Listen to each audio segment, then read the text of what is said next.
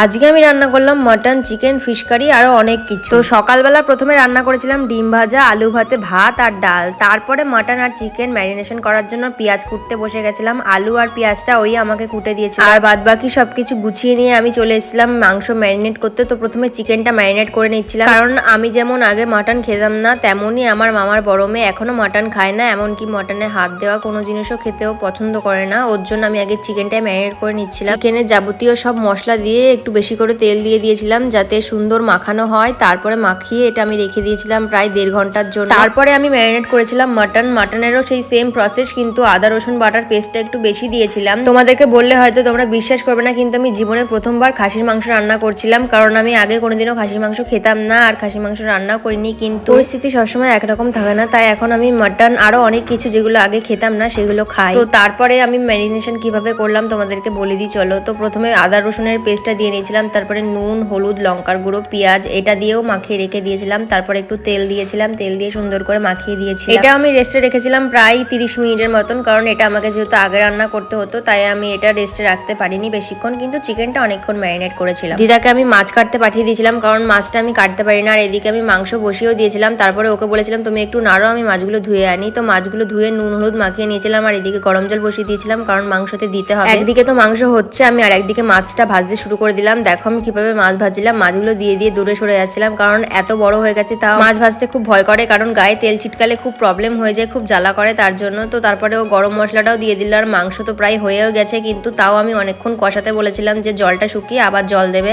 আর দেখতে দেখতে আমার মাছও হয়ে গেছিল, তারপর বসিয়ে দিয়েছিলাম চিকেন কষা। চিকেন কষাটা করতে করতে আমি রান্নাঘরটা গুছিয়ে নিচ্ছিলাম, কারণ রান্নাঘরে যেহেতু পেঁয়াজ রসুনের খোসা সব ছড়ানো রয়েছে, তাই ওইগুলো পরিষ্কার করে নিয়ে তারপরে চান করে নিয়েছিলাম। তারপরে ওকে দিয়েছিলাম ভাত, কারণ ও বলেছিল আমার সাথে